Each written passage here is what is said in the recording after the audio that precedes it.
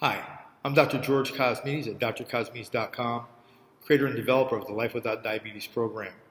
I want to talk about today specifically the definite distinction between a type 2 diabetic, a type 1 diabetic, and now there's a classification of a type 1.5 and a pre-diabetic. So it's getting more and more confusion as the numbers globally explode with this illness, this epidemic.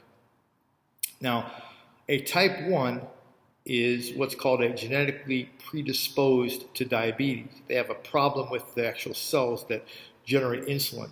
And these cells are known as the beta cells, and inside these cells there's elements called the islets of Langerhans, and they produce insulin on demand.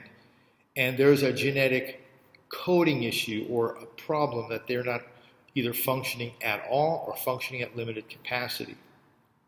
So there are two distinct tests to distinguish them that are different than a type 2 or a pre-diabetic.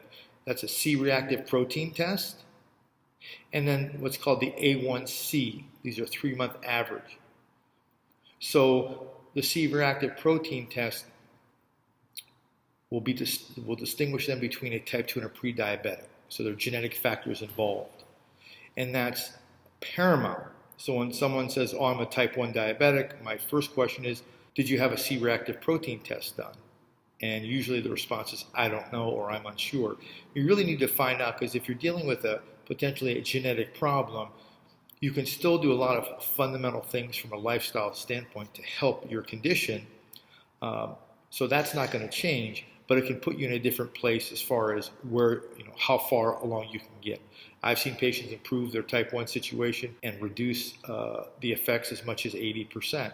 So there's a lot you can do with the lifestyle and the recommendations that are out there in general, but more specifically the recommendations that I give that, in my humble opinion, are doable and applicable in a daily, consistent fashion.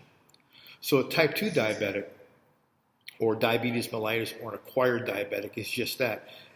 The person has they've become a pre-diabetic, and they've acquired type 2 diabetes through most likely a consistent A1C test, and there's also a glucose tolerance test where they fast for a period of about 12 hours is what's normally done, and then they're given a challenge test, usually right in the doctor's office, and their blood sugar is tested once or several times to determine how they handle that load, and the A1C, which is the 3-month average.